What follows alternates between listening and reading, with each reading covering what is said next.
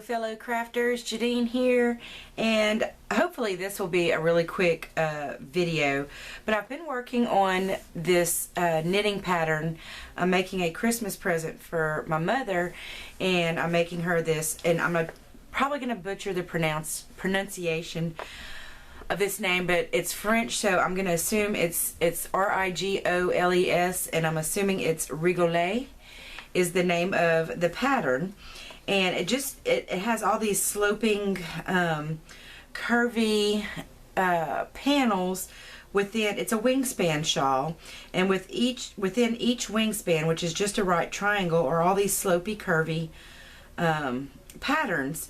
And what it calls for is, you could do this in wrap and turns, but for this pattern it's calling for more of a German short row, where you knit to a certain point, then pull the working yarn over the top of the needle to create a bit of a double stitch, and then you turn your work and go back the other direction. And so it's similar to a wrap and turn, except it's more of a German short row. Anyway, that was working fine for me until the piece started getting some weight to it, and then having to turn the work constantly, turn it and turn it and turn it after a few stitches, got to be a lot. The bigger and the heavier that the shawl got. And so really kind of in the middle of this project, I taught myself how to knit backwards, so that I simply wouldn't have to do the turning, that I could just knit one direction and go back the other direction.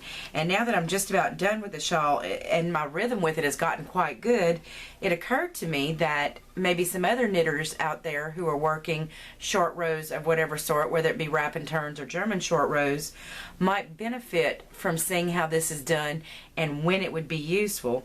So that's when I'm saying it would be useful if you're working anything in garter stitch and it's causing you to have to go back and forth and do wrap and turns. Then you might want to learn how to knit backwards, because it could be really useful to not have to, particularly if your piece of work gets rather large and heavy like this, it might be easier just to knit one direction and go back the other without having to turn your entire piece of work around, get your needles resituated, get your yarn resituated, your tension right again. You know, you could just go one direction and then just turn around and go back the other direction with ease. So let me go ahead and show you how to do the backwards knit. And I'm going to do it from this distance at first, and then I'll zoom in closer.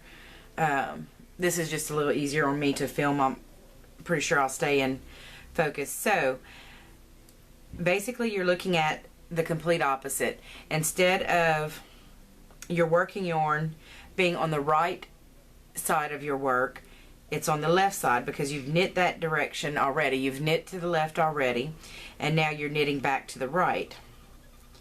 And it is exactly what it sounds like. You're just basically doing the knit stitch backwards.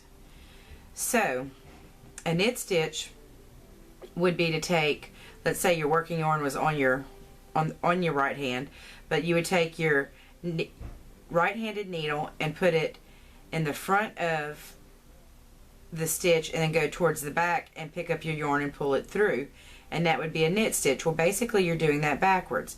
You're going to the back of, with your left hand needle, you're going to the back of your right hand needle, and you're going in on the right side of that stitch and coming through it to the front,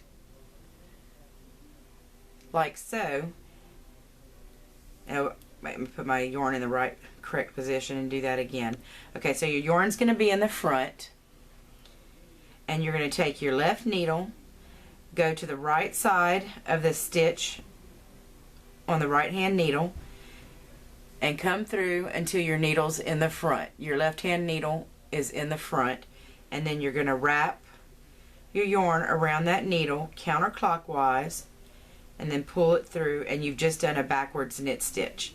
So again, you take your left hand needle, go to the right of the stitch on the right hand needle, come through it until your left hand needle is in front and on top of your right hand needle, wrap the needle counterclockwise, pull the stitch through.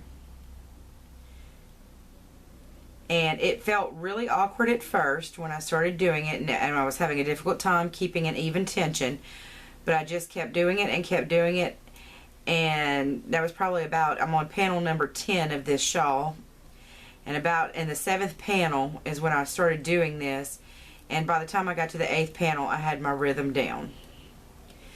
So now I'm going to pause a minute while I zoom in, and I'm going to show you that again much closer. Okay. So here's my left hand needle, here's my right hand needle, and I'm going to knit into this first stitch on my right hand needle. So I'm going to take my left hand needle and I'm going to go to the back of that stitch and come in on the right side of it and bring my left hand needle to the front. See, it's through the stitch. Wrap it counterclockwise and pull it through.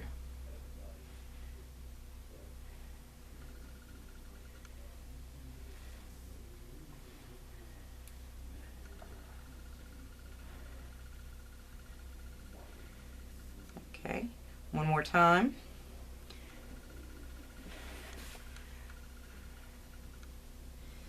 I'm going to come between these two stitches with the needle, go through that stitch, bring my needle around to the front, wrap it counterclockwise, pull it through.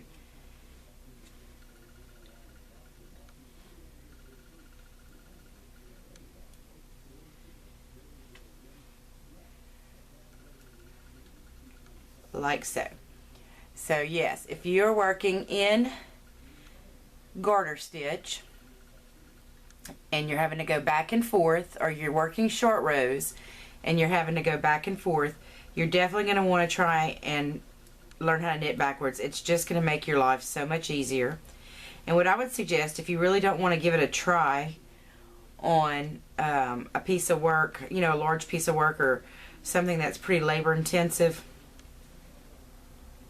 you might want to try just making a dishcloth first. Get some cotton yarn and knit up a couple of dishcloths, practicing backwards. Just do a couple of garter stitch dishcloths, practicing backwards knitting. And believe me, you will get the hang of it faster than you think you will. And your tension, that was the hardest thing for me with it, was, and with regular knitting for that matter, was tensioning. Getting a good even tension. But if you're an experienced knitter, that will come pretty quickly. And if you're a novice, hey, you're learning how to do everything right now anyway, so why not learn one more thing? Anyway, that's all for this tutorial. Thank you so much for tuning in, and I hope you have a very blessed day. Oh, and don't forget to give me a thumbs up, rate, comment, and subscribe. Thanks so much. Bye now.